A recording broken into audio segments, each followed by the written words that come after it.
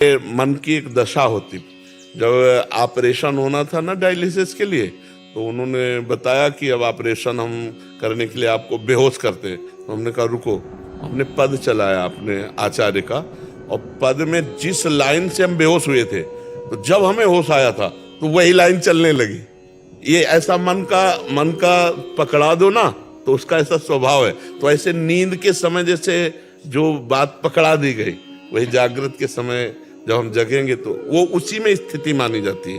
तो हम पता नहीं जगें कि ना जगें, कौन सी आखिरी रात हो, तो हम उस रात को मृत्यु जैसा मानकर भगवान के भजन में लीन होते हुए निद्रा की गोद में गए, और जब उठे तो फिर भगवान का, जब जगे भगवान का स्मरण जरूर करें।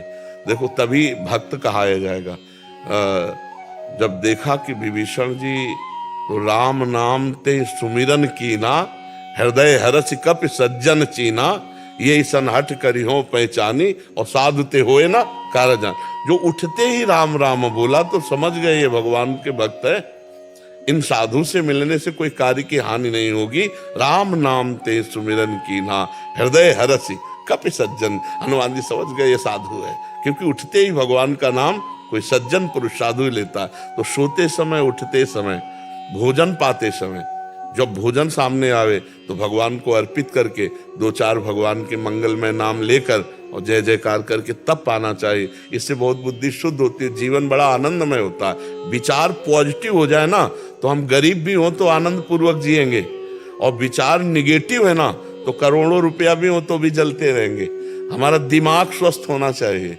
अगर दिमाग स्वस्थ है तो सब स्वस्थ है, और दिमाग अस्वस्थ है तो सब कुछ होने पर बेकार है। अशांति बनी रहेगी ना। अशांत से कुता सुखम, जो अशांत है वो सुखी कहाँ है।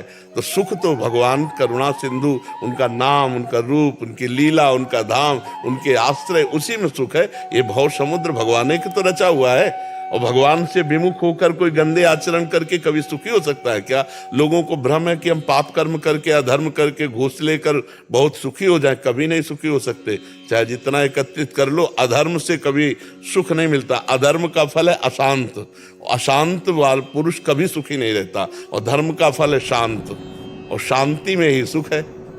जिसके हृदय में शांति उसी के, और शांति उसी के हृदय में जो भगवान का भजन करता है। सिया राम दास जी।